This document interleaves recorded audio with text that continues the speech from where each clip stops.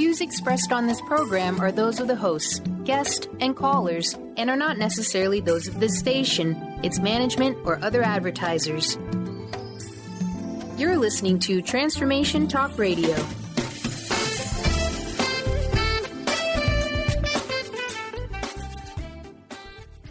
Hi, welcome. This is Dr. John DeMartini. This is one of the most amazing and inspiring shows that you can listen into. If you want to be on the edge of your seats, if you want to open up your heart, if you want to expand your mind, and you want to meet incredible people, stay tuned because you're just about to experience a transformative radio show that will change your life. And you're listening to the Dr. Pat Show that's coming up right next.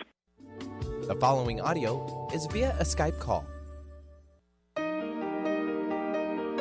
Welcome to the Dr. Pat Show. Talk radio to thrive by. Powerful, inspiring, and coming to you live, bringing you stories of people like you and me, busting through and living life full out. Get ready to dare to wonder what your life would be like if you knew you could not fail. Hey, everybody. Welcome. It's so great to have all of you tune us in and turn us on. Thank you so much. Funny thing is happening. I always like to look at the year in review. And many of you know me, and you've known me from day one. Dr. Pat, used to do the crust busting show. And then, transform that into the Dr. Pat Show. And then that transformed literally into Transformation Talk Radio. And my very special guest today, best-selling author, amazing organizational consultant, had an epic year when I think about what we've done, where we've been, how we've changed. And I think about this, and I think about what amazing work she has done to get so far ahead of the times we live in through her fantastic book, Cultural Brilliance, and beyond that, to really raise the bar. But then what happened is she had the same epiphany I had. And here we're getting ready to continue the show, and we're like, wait a minute. We need a new show. We need a show that's going to move us from the same old conversations we have with no new results to a new message, to create something that points to the sense of urgency for change. Hence, the Brilliance Ultimatum gets born, time's up. And we're going to talk about that, but we're going to talk about what all of this means from the context of the changing world. And not just the changing world, the changing culture in the business change world. And part of that is looking at, over the year, what Claudette has learned from her best-selling book, what she's learned from bringing this message to organizations, and looking at why does changing the culture of business change the world. Claudette, it's great to have you. Oh, thanks, Pat. I'm so glad to be here. So you and I had the same epiphany almost at the same time, where we took a look at, this is what I've been doing, this is what I've been saying, but you know what? I'm feeling something new. Tell me about that, because I think it is related to what we're talking about here today. Yeah, happy to. I think for me, it was really about wanting to make a significant difference in a real way in the world, and talk about it's interesting how some people are really tuned in to what's changing in the world and what needs to change, and some people are not. And then there are all the people that are, in between on that spectrum. And I wanted to do something that brought more people into the conversation of time is up to make a change. Like there's so many things with our climate and aspects of our political landscape and our business world that really, if we don't take charge and start changing them, we're going to end up in a really bad place that no one wants to be in. It's this idea of creating results that nobody actually wants. And I think there's a lot of that happening right now. Yeah. One of the things that I want to ask you about is, I don't think there's ever been a time, at least for me, from my corporate career, doing some of the work I've done, doing the research I've done, I don't know if there's ever been quite a time where cultural change has been as important and relevant as it is, because we're seeing it across the board. We're seeing business culture change in business. We're seeing culture change in the culture that we have in politics. We see culture change across the world, right? China, a perfect example. I mean, clearly, when I think about what's going on in China with their culture, I don't think I can pinpoint in my lifetime a single country that has had the kind of sharp curve to culture change in their native culture and their businesses as I think we're seeing with China. What do you think about that? Yeah, I would agree. I think it's if we step back and look at like what you just described, China, we look at business culture, there's something going on that is really unprecedented. And I actually just coincidentally in my email this morning, I get regular emails from Chief Executive Magazine, and there was actually an article on how over 73 CEOs, including from Google and Apple, et cetera, have come together and union leaders have come together to ask that the U.S. continue to participate in the Paris agreements for climate change. And they don't actually name, the U.S. government specifically, but just asking generally that the U.S. stay in this. And I was like, and I read the letter and I was like, oh my God, talk about how the culture of business can change the world. You have 73 people who, and some of them are incredibly notable CEOs coming together and say, this is important. And they actually make a business case for it in the letter. It's not just that it's nice to do and we should be here. It's because it's going to be what's important for our economy, for our businesses. They talk about justice for workers and their families. So it was a really incredible letter. And I thought how timely given what we're talking about today. Yeah. When you think about the past year, right? And you think about what you've learned in taking your message out there and doing the book tour, talking to people, doing radio show interviews, you had to have gotten a sense and have changed yourself from the experience. I know in working with you in putting the book together, I've seen the change in you, and I've seen the change in me as a result of working with you. But when you took this out there, this had to have an impact on you of some kind. I'm just curious about that. I mean, I think the impact is kind of, it's positive and negative.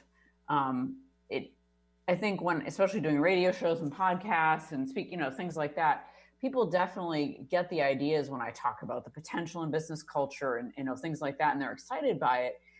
But in many organizations, people have no idea what I'm talking about. They have no idea what culture even is. So we see this real dichotomy of what's happening on the ground in most organizations, and what's happening conceptually, with ideal people and visionaries and folks who are interested in this, in the cultural arena. They get it, right? So it's a real dichotomy, and it's actually concerning to me, not just personally by any means, but sort of from a professional perspective. Like, wow, we still have so many businesses that they're are just not even connecting the dots. The culture matters. It's been really eye-opening from that perspective. One of the things that I think that I love talking with you about is looking at the notion of changing the culture of business. And let's talk about how we connect the dots with that, because let's give folks an idea of what we mean by the culture of business, because there may be some folks that probably say, I'm not exactly sure what that means. But if you explain what culture is, they're going to say, oh yeah, that's us. Yeah. So culture, put simply, are the mindsets or beliefs that drive the behavior in your organization. So as my friends at the Center for Creative Leadership in Colorado Springs say, best beliefs drive best practices. And that's what culture is. So if you have an organization where you notice, meetings are silent and it's really hard to get anything done, and there's all this conflict under the surface, well, that's an important part of your culture that's not working well. If you have parts of your organization and people that come together in places of high trust, and trust that's so high that they can innovate and they can come up with really creative solutions, and they can have open and honest discussions about whether those solutions are going to work and how they would be implemented, that's a part of your culture. And that's something you want to understand how you got there, since it's so good, so you can continue the behavior.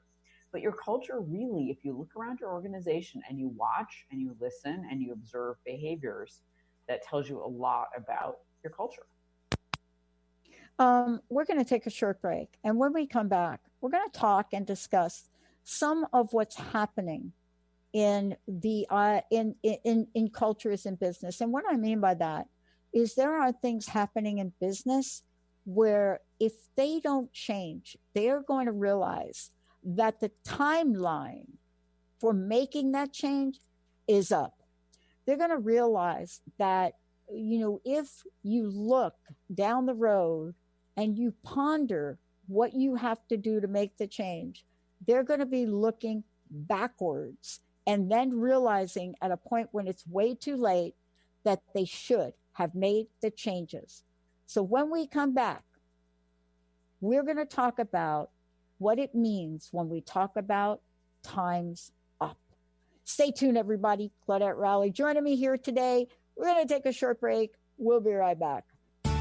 Healing has a ripple effect. One person's healing affects everyone around them. This is where the power of sharing our stories can be so important.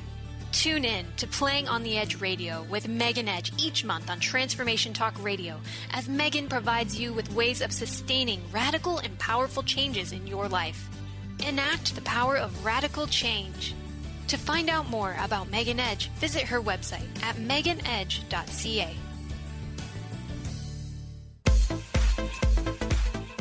You know that moment when you realize you've mastered your wellness, or that you will never fall off the roller coaster of life?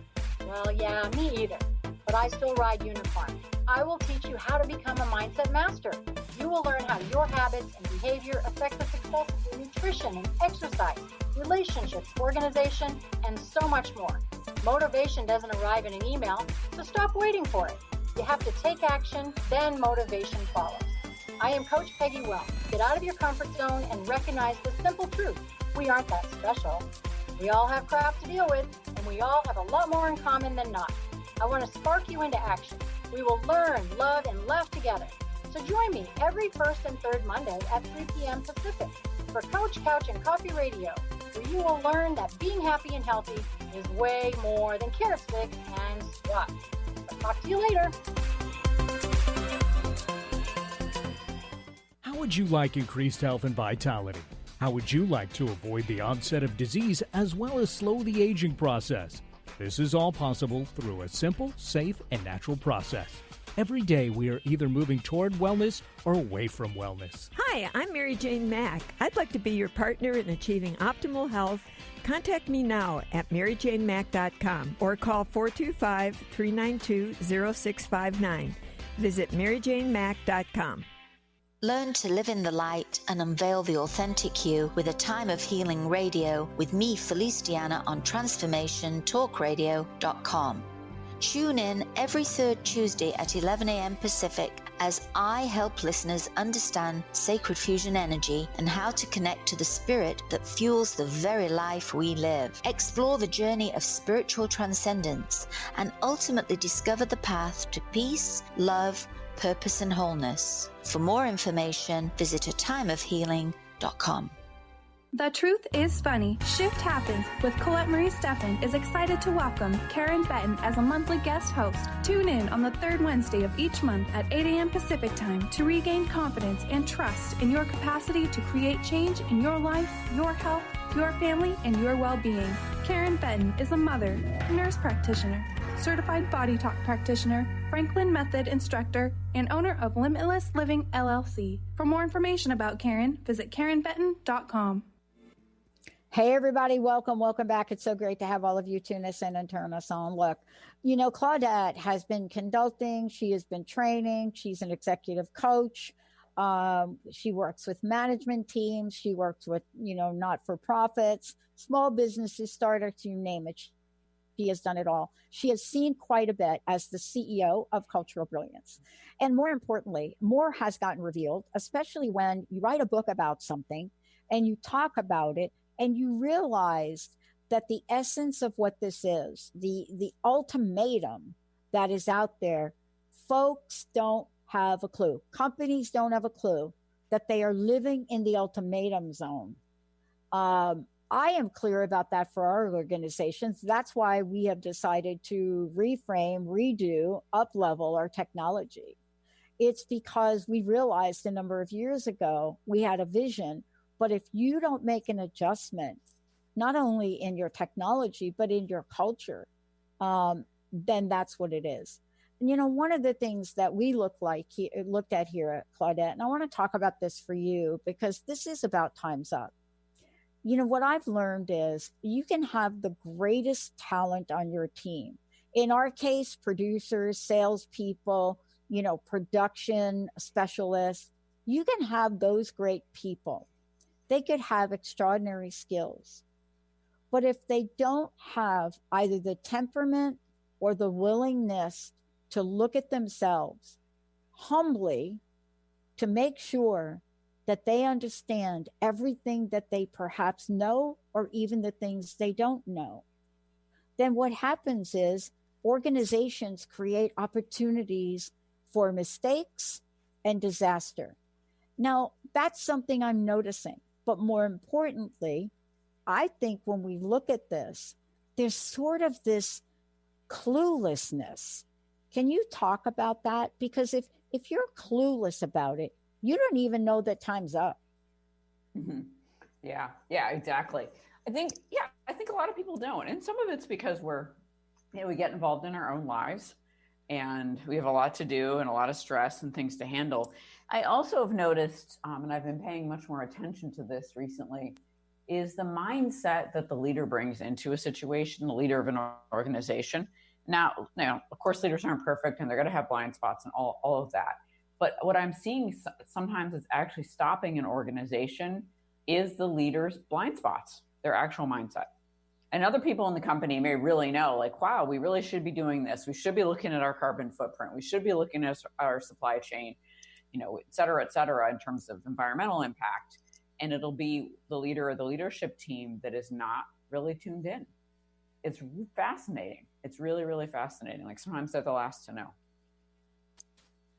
When you hear these things and knowing what you know now from writing the book and doing the research, it isn't just about writing a book. When you write a business book, you really have to put the time and energy to see what's out there, to see what the trends are, to see what things are successful, and to see what things are not being addressed. And that's what you did in writing the book. One of the terms you're using in the book, which has not, I think it's a term that's going to catch on enormously, is the term adaptogen. And I think what we're finding is that not only are companies not willing to even look at what that term means, they're not even willing to invest in their adaptability level. Yeah. So for folks listening, adaptogen, I applied this idea of adaptogens to organizational culture, and adaptogens are herbal substances like maca or ginseng that help our physical bodies reduce stress and rebalance, return to health. And so I applied this to the idea of culture and cultural design. How do we create cultures that will rebalance themselves, adapt to change, and if they get highly stressed, be able to self-heal in that way. Mm-hmm. I don't think one of the things that's I think is challenging is that in order to become a more adaptable organization or an adaptogen culture, you have to follow this thread of what I call emergence, which just simply means tuning in at a different level and a more objective level and noticing what needs to change. Claudette Rowley is joining me here today.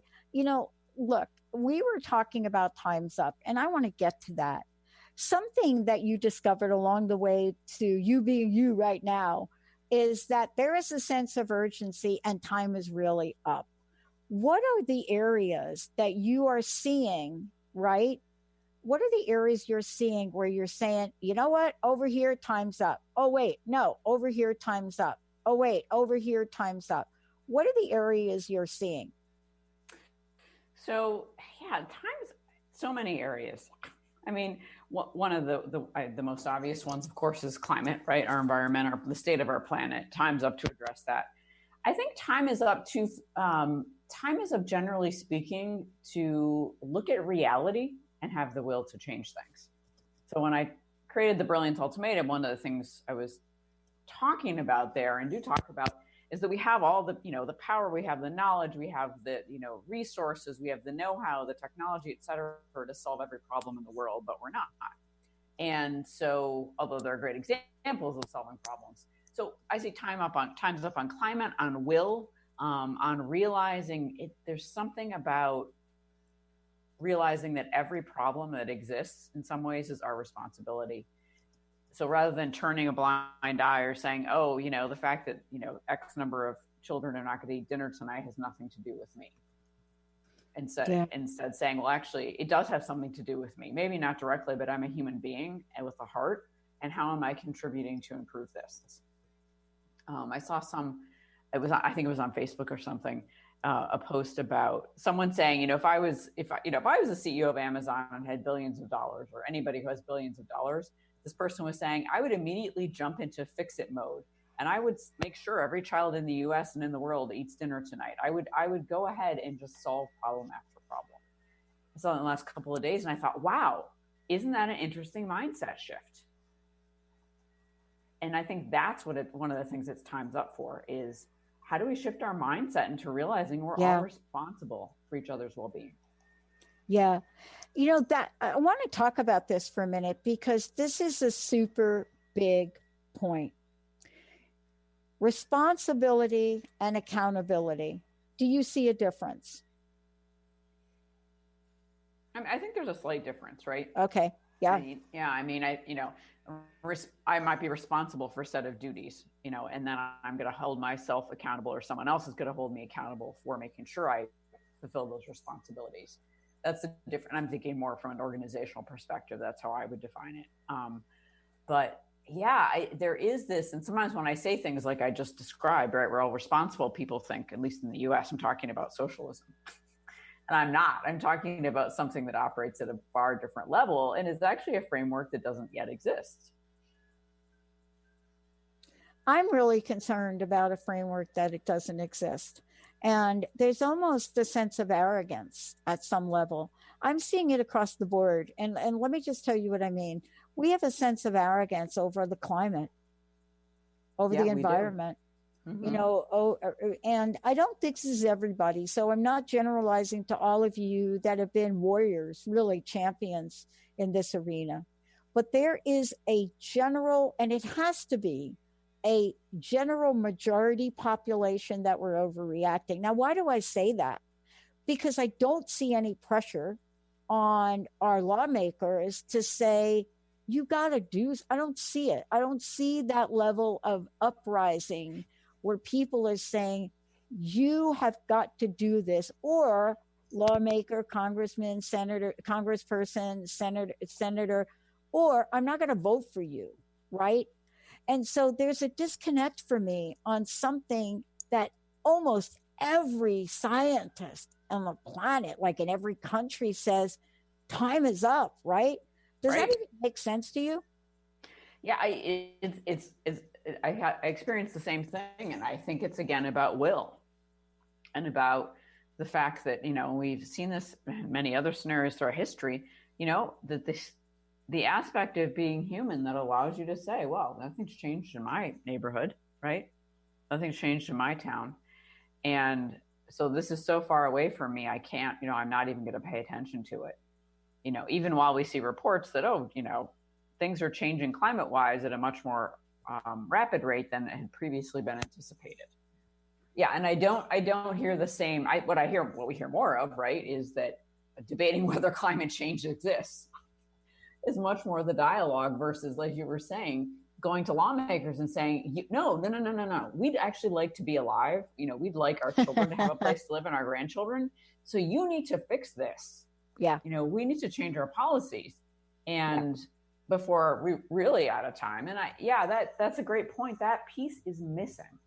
Yeah, it's missing. It's interesting because I've been reading a number of different things. And there was a story I read about sense of urgency. And the story I read about sense of urgency is in the simplicity of how we define the problem. Mm-hmm. And I listened to two arguments, one today, and they really were like arguments, debates.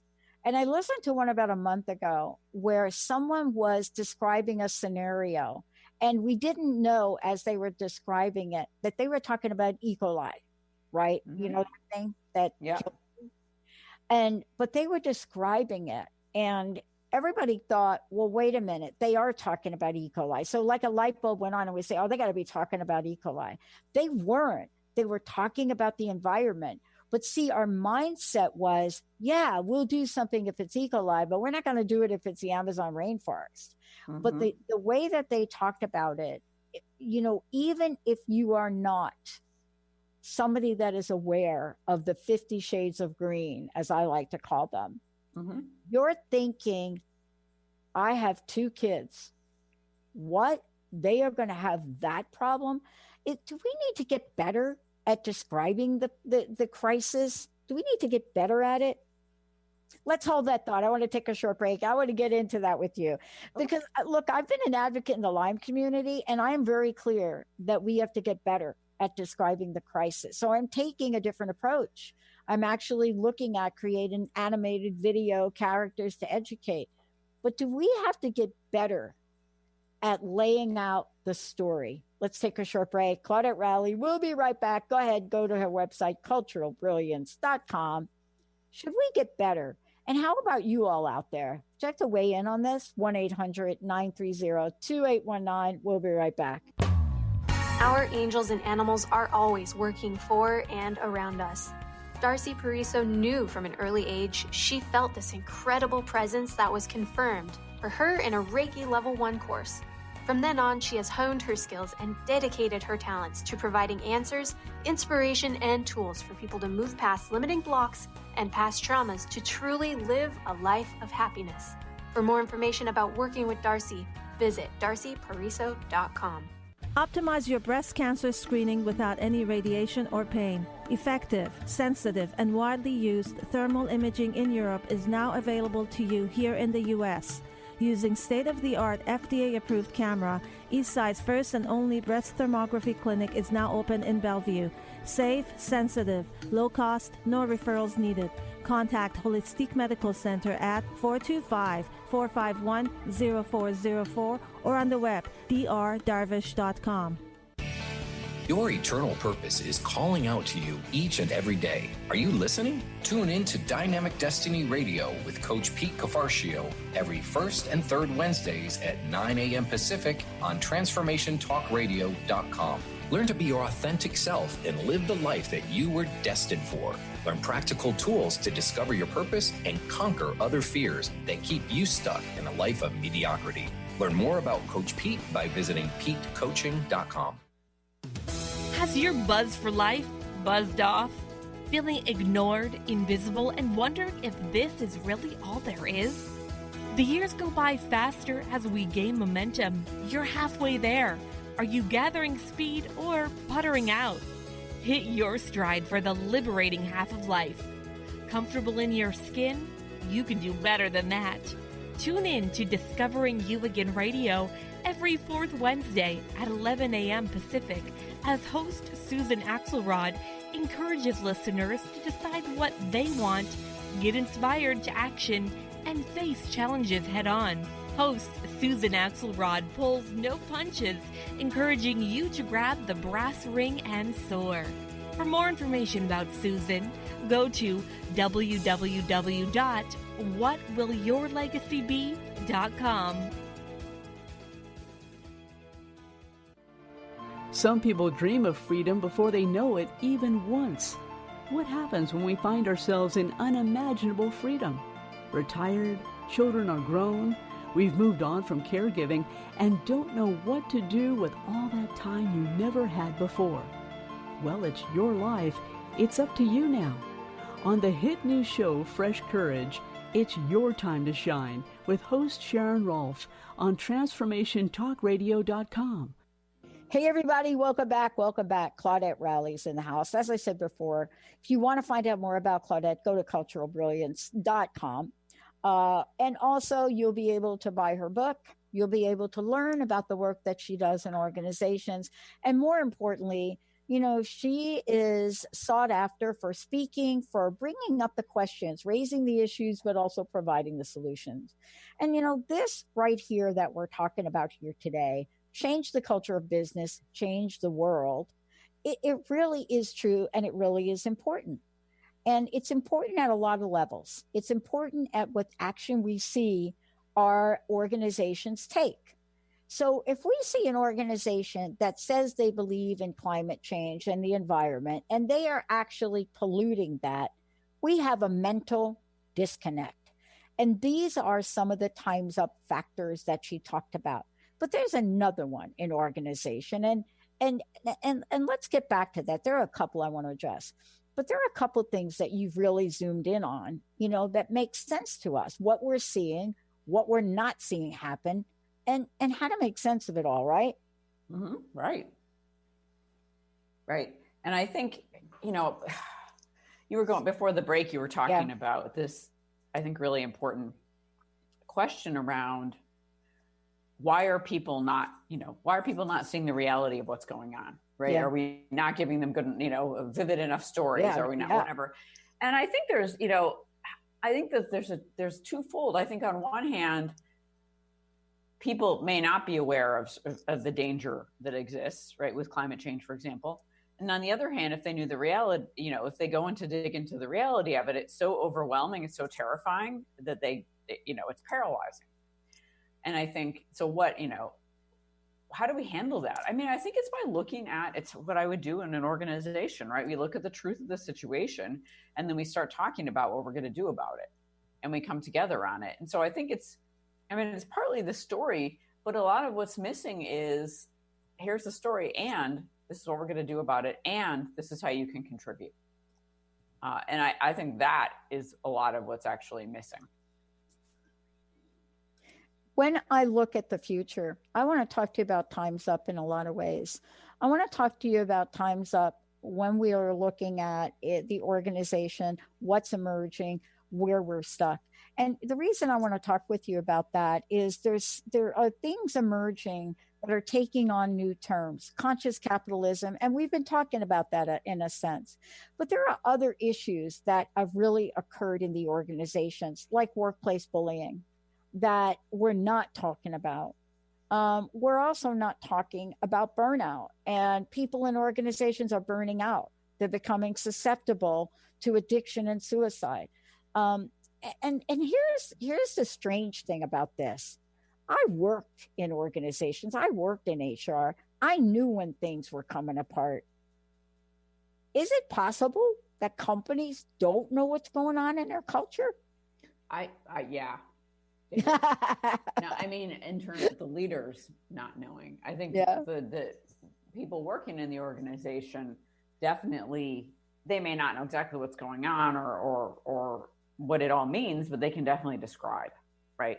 Oh, this is the behavior here, or these are the beliefs, this is what's allowed, this is what's not allowed, this is what's safe, this is what's not safe. They can go through and tell you all of that. I have seen leaders that really don't know what's going on in their organization, or just kind of go into a blaming all those people. I mean, the employees just need to do a better job, and I'm washing my hands of it. So, it is entirely possible. Yeah. Let's have you talk about what the trends. What are you seeing? I think in terms of, conscious capitalism, as you mentioned, right? This idea of, purpose, people, and profits, social organizations that are, exist for profit and have a social impact. I mean, I think we see people actively working to create change inside organizations and outside organizations.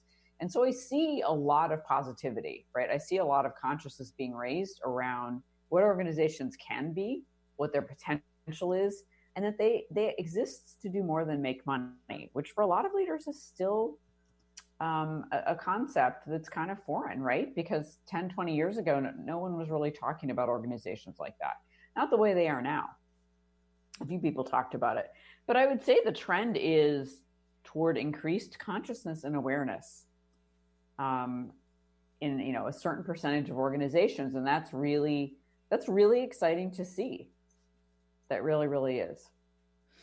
I am excited to see it. And I think that we have to create a wave and a movement. Who are the top dogs, so to speak? Who are the people out there that are leading the charge? Who are the people that are making a difference? And I was recently reconnected. I mean, I grew up in New York, and I kind of had forgotten sort of what, the Bloomberg factor, Right. the Oh, yeah. dude, in law, but also what he was in terms of a business. I actually forgot he was like actually a successful business person. Mm-hmm. And I thought about him for a minute, and I thought, well, wait a minute. How was it he could do these things? You know what? It's like it was like a moment. Where I said, how is it like he was able to do this, to create the nonprofit, to look at this? And I'm not saying he's perfect, but I pondered that question. What is it that he has? What is that factor that he has as a leader, as a businessman, as a politician? What does he have? And is that something we can bottle and sell to others?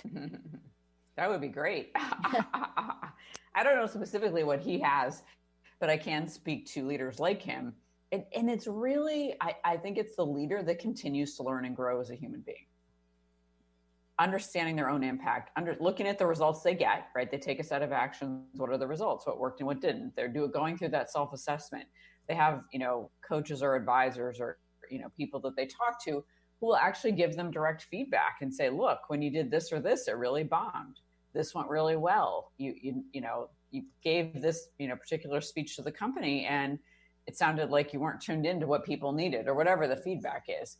So that's what I see with a lot of really great leaders is their willingness to continue to evolve and have it be about something more than them, right? That they're serving a bigger purpose through the company that they lead, that it's not just about them being happy or satisfied as leaders, right? It's not about their personality. It's not about, their ego. It's about something bigger than they are.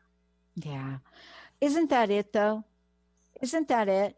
I was talking to a number of lenders so that we can put our crowdfunding together. You know what I mean?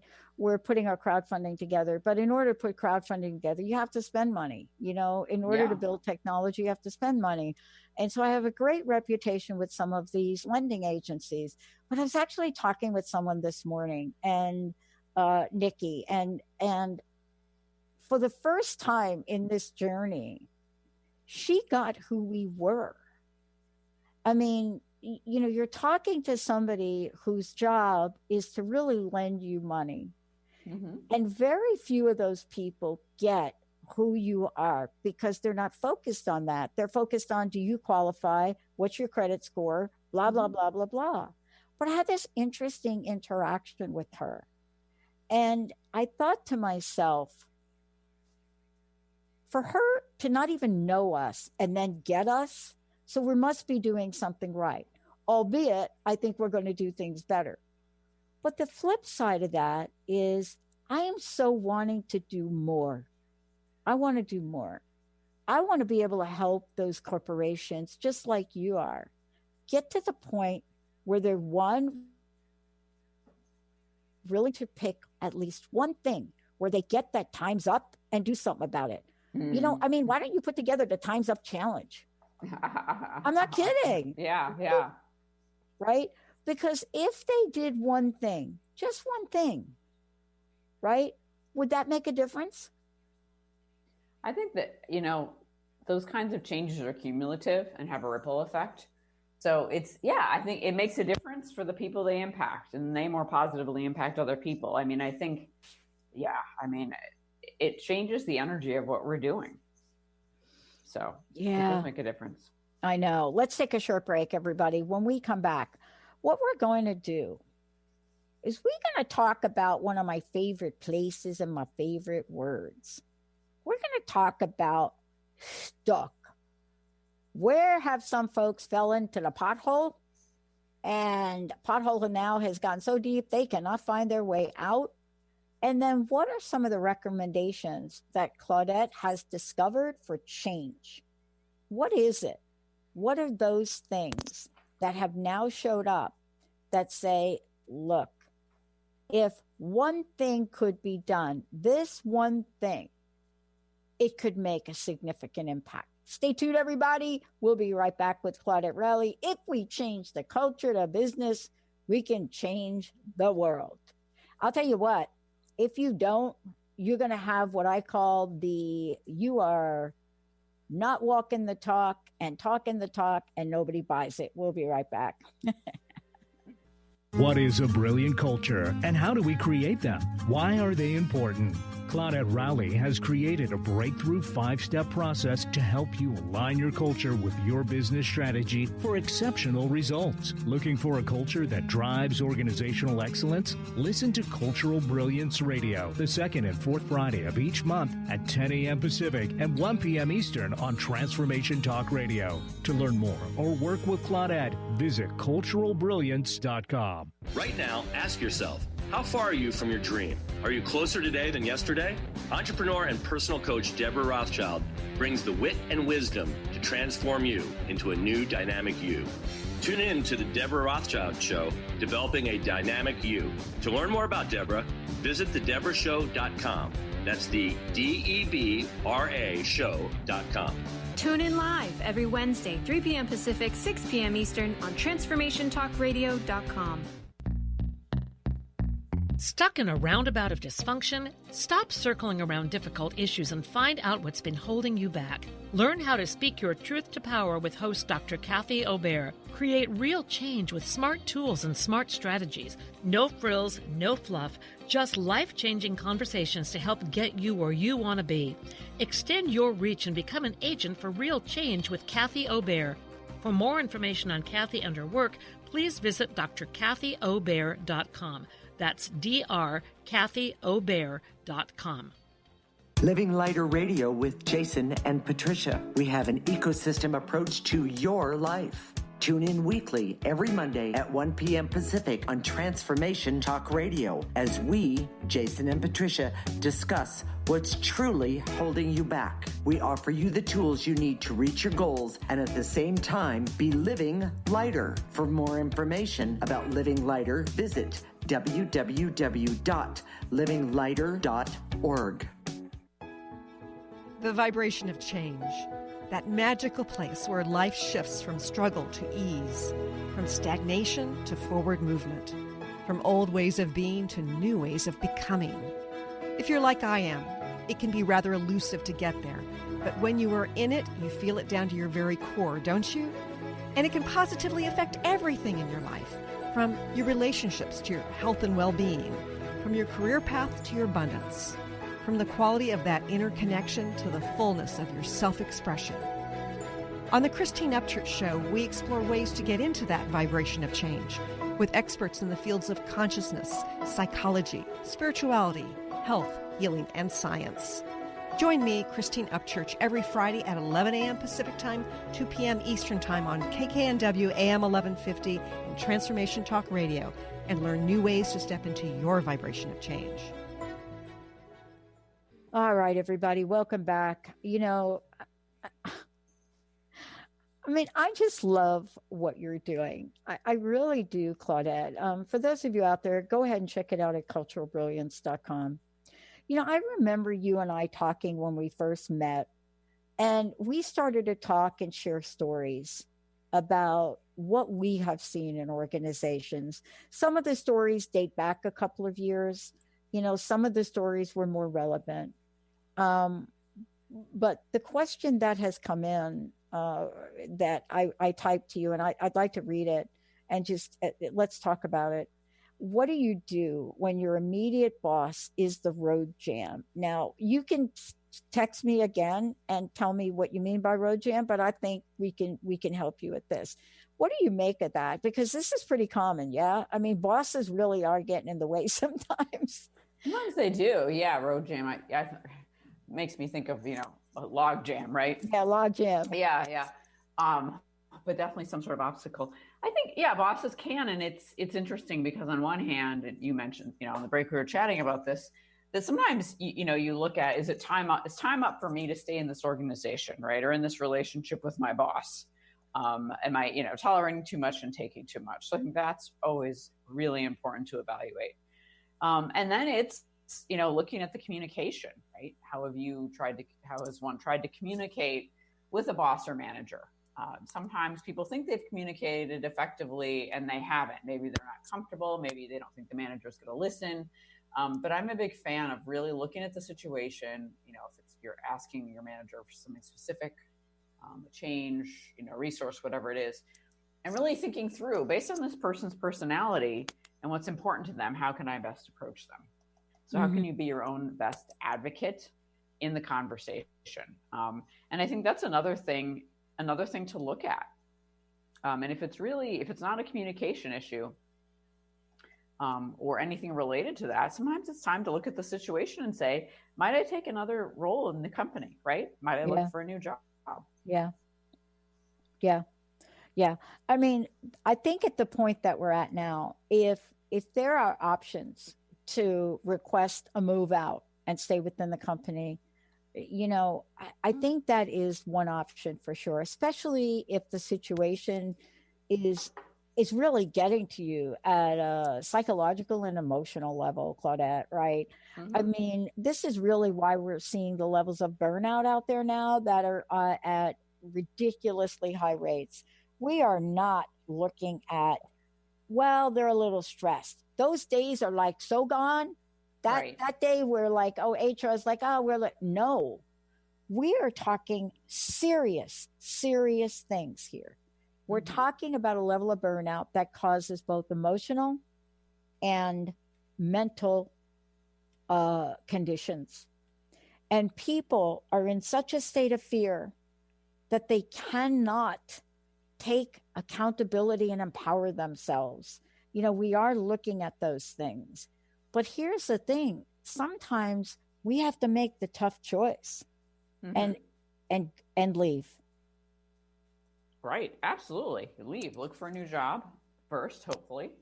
And then go. Absolutely. And I think it's also the physical impact of burnout is huge also. The health issues that are arising, there's a lot there. And that's where organizations are responsible. If they have cultures that are toxic, they have cultures that are making people leave. They have cultures that say, bad behavior is okay. Yep. Or don't develop people, or whatever the case may be. Those companies are absolutely responsible for creating that kind of experience and not setting an environment that allows a set of employees to thrive. And I think that's where when we talk about changing the culture of business, we can change the world. That's one way business can really change the world, is by changing the employee experience. Yeah. I want to get back to this thing. I want to visit this. Time's up. But you're not here to talk about time's up without recommendations, without solutions. One of the things I think it's important for anyone that's having an issue is communication. How serious is that a sticking point? I think that's really important. And even beyond that, when we didn't really get to it today, but is this notion that I talk about in the book, and I actually talk about with all of my clients, of psychological safety. There's a new book out earlier this year, new book called The Fearless Organization. And it's a really great how-to book on what psychological safety is and how you can install it in your organization. And for those who aren't familiar, it is this idea that working in an organization or on a team is safe for interpersonal risk-taking, which means that I can speak up and not be concerned about retribution. I can share ideas and not be concerned I'll be humiliated. I'm not going to worry about being demoted because I spoke my mind. And so it's a really great concept that actually leads to high performance. And it's one in the Google study that's gotten a lot of press in the last few years. It was the number one underpinning of success for Google because it allows innovation. So that is hugely important. And when you have psychological safety, you're on the road to it, you end up, communication just becomes natural output of it, that you're going to communicate more clearly and directly because you feel that you can. Yeah. I got to tell you, I think each of us gets to a tipping point. I know in my 24 and a half career, 6 months away from a full pension, something got to me. because it's not logic, because people that are logical, they don't start to create a ruckus about an unfair downsizing policy 6 months away from a full pension. So it didn't even enter my mind. You know, people have asked me, do you wish you would have thought that out differently? I said, and to what end? To staying with the corporation and not having the life I have? To really stay at a place where things were not going to change and it was eating away at my very soul? And I didn't have a chance to think about it because it was so against my value system to let somebody, to fire somebody with 29 years, 11 months of service. Fast forward to where we are today. That level of procedural justice, that is non-existent today. We live in a world where it doesn't matter how many years of service you have, it is employment at will. So that's a change that has happened over time. But that kind of change, Claudette, that doesn't come without consequences, right? You cannot replace loyalty and commitment with having the level of instability or emotional stress that we have.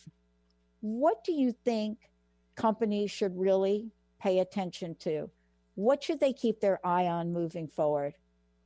You know, when they ask employees, I mean, there's so many things, but if you ask employees what stresses them, what's stressful to them, or a question I like to use is what are key points of tension between people or in processes, and they tell you, listen to them and do something about it. When, you know, that, I mean, there's this massive set of broken promises that occurs every day where an organization says, oh, we'll work on this, and they don't. And then people get frustrated and disempowered and their stress level goes up. But ask people what's wrong. Ask people what the challenges are. Ask them what makes their lives harder at work, and then ask them about their own ideas and solutions, and either take action on it or allow them to take action on it. That is a huge chronic missing thing in so many organizations. And it's transformational when companies actually engage in it. I want to just say thank you for all you're doing. Thank you for bringing this message out. I want to make sure that folks get a sense of how to find out more about you. Go to culturalbrilliance.com. And if you're listening to this and you're working in an organization, give Claudette a call. Contact her. What's your personal message? What would you like to leave us with today? Thank you so much, Dr. Pat. I think, trust yourself, right? That's what a lot of this comes down to, is trust yourself, trust your instincts, trust that what you see is real, what you understand is real, and take the action that feels right to you. And if we're all doing that in organizations and in a culture at large, a lot would change very quickly. Wow. Claudette Rowley, everybody. And tell folks about your new show. Oh, thanks so much. The new show is called The Brilliance Ultimatum, Time's Up, and it is the second and fourth Friday of each month.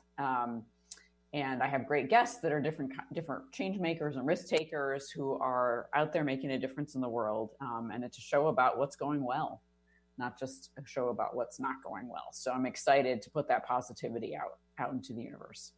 I love it. Thank you. Hey, everybody. Thank you for tuning us in and turning us on. And by the way, get yourself a copy of Claudette's book, Cultural Brilliance. And yes, you can give it to your boss. All right, everybody. Another hour coming up on TTR. We'll see you next time.